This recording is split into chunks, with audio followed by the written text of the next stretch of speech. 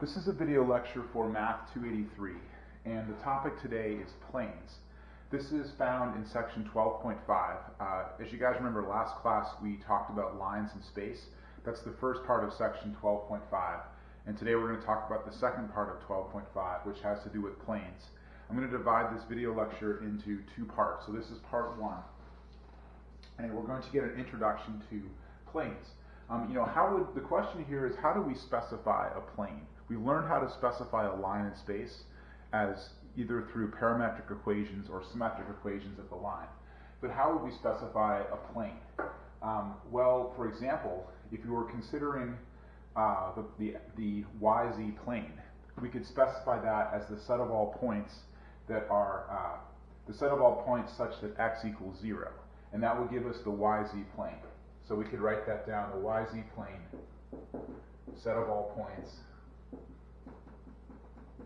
where x equals 0. Okay, now that's fine. Or if we wanted to do a plane that's parallel to the YZ plane but down the x-axis, we could specify the set of all points such that x equals 4.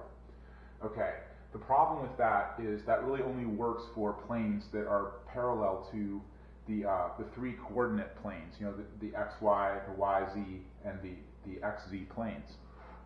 Another way we could specify a plane is we could say it's the set of all points. Let's consider the yz plane again. The set of all points that are perpendicular to the vector I. So we could also specify it as a set of all points such that a vector connecting any 2 points is perpendicular to the vector I.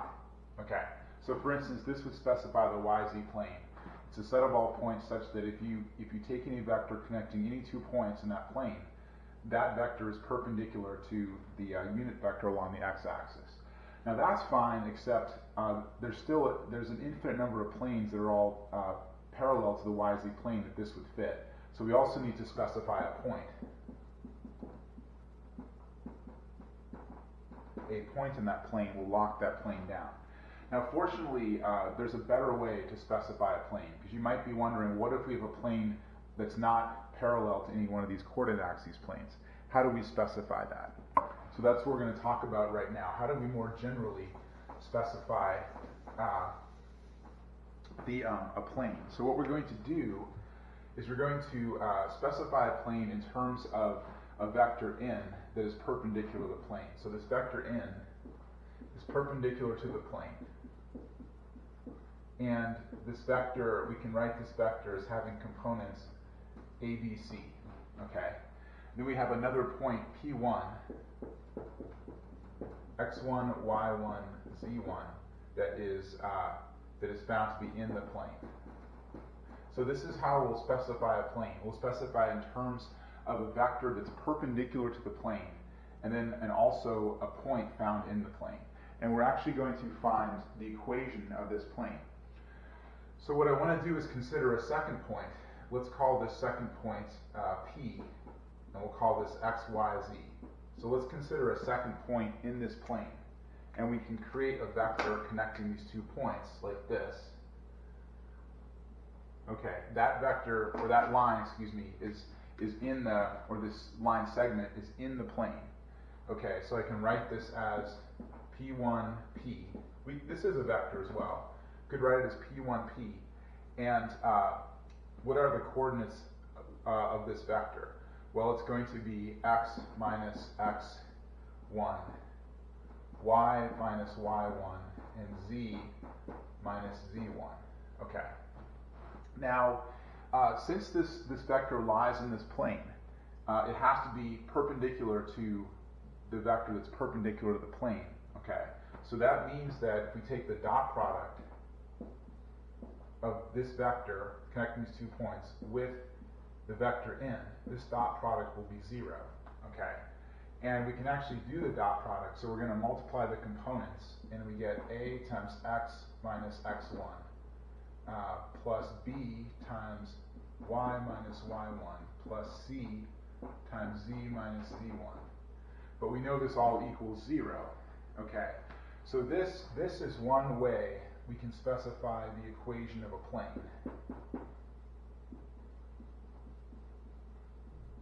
This is an equation of the plane of a plane. So what we do is we have this vector that's perpendicular, and it's specified in terms of, we would know a point x1, y1, z1 on the plane. We know the vector perpendicular to the plane, and now this equation gives all the points x, y, z that are found on this plane. Now we can actually manipulate this a bit, and if I multiply through here, I get ax plus by plus cz. And then I get plus, I'm going to group these together, minus a x1 minus b x or y1 and minus c z1, and this all equals 0. Well, this x1, y1, z1 is a particular point, and these a's, b's, and c's are constant, so this is actually a constant. So we can call this a constant d, and we can rewrite this equation of the plane as xy plus ax plus by plus cz plus some constant d equals 0. So this is another way I can specify the equation of a plane, either this way or through this equation. And again, what this is telling us is all the points x, y, z that are found on this plane. Okay, let's do some example problems here. We'll do a couple example problems with planes, with finding the equations of a plane given some information. So let's write down these equations we know. We know ax minus x1 plus b y minus y1 plus c z minus z1 equals 0, which also equals ax plus by plus cz plus d. This is the general form of an equation of a plane. So one example problem we can do is we can consider, let's suppose we have the point 1, 2, 3, okay, and we're looking for the plane, so this point is in the plane, and we also know that the plane is perpendicular to the vector 4, 5, 6. Okay, so we're given a point in this plane, and we're given a vector that's perpendicular to this plane. We can find the equation of this plane very quickly. So this is our x1, y1, z1. This is our ABC. So the equation of our plane will be 1 times x minus, excuse me, I'm getting this mixed up here. This is 4, a is 4 times x minus 1, plus b is 5 times y minus 2, plus c is 6 times z minus 3. Okay, this all equals 0. Now we can multiply through here, and what I get is 4x minus 4 plus 5y minus 10 plus 6z minus 18 equals 0. If we group these together, we get 4x plus 5y plus 6z. If we add all these constants up, we get minus 32 equals 0. So this is another way we can specify the equation of this plane. Okay.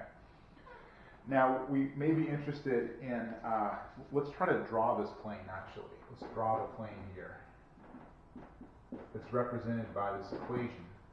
And one way we can do this is we can find 3 points on the plane that form a triangle, and we can draw this plane. And there's an infinite number of combination of points. An easy way to do this is, what we do is we set x and y equal to 0, for instance.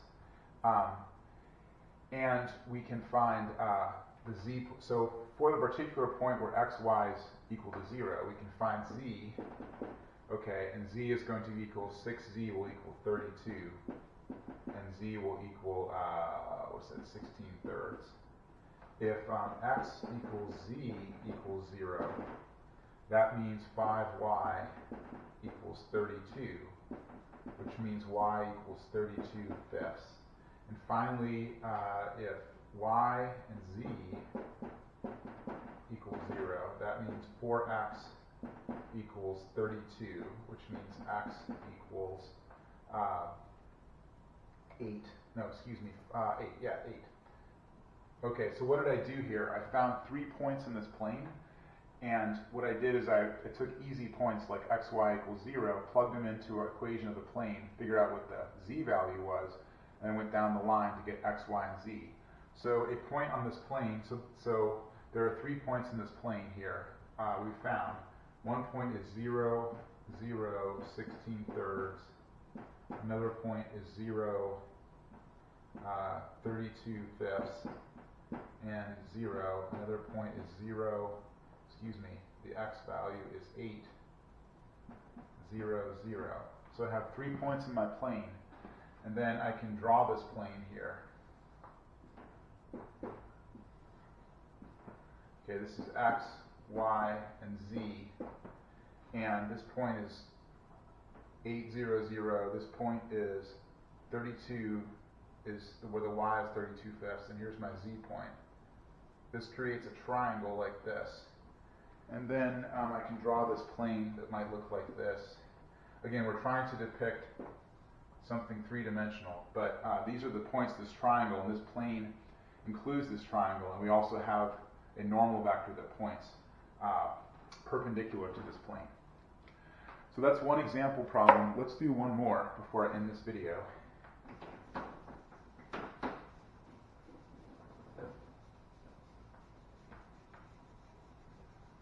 We're going to find another point, we're going to find another equation of a plane, but in this case, this example problem 2, let's suppose we're given 3 points. P is 1, 2, 2.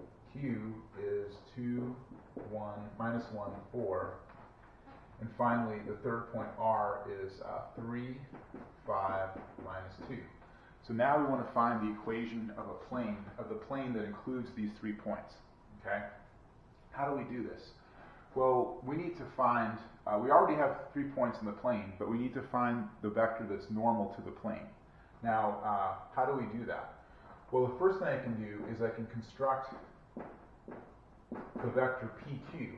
So PQ is the vector connecting point P and point Q.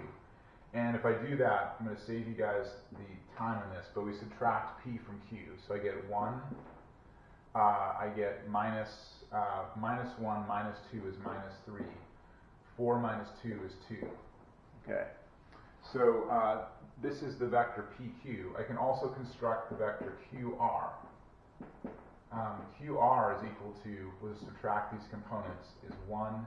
5 minus 1 is 6. Minus 2 minus 4 is minus 6. So this is my vector QR. Now the thing is, wherever these vectors point, and I'll just point them in some direction. You know, this may not necessarily be correct, but this is QR, and this is PQ, PQ. Got to mind our P's and Q's here.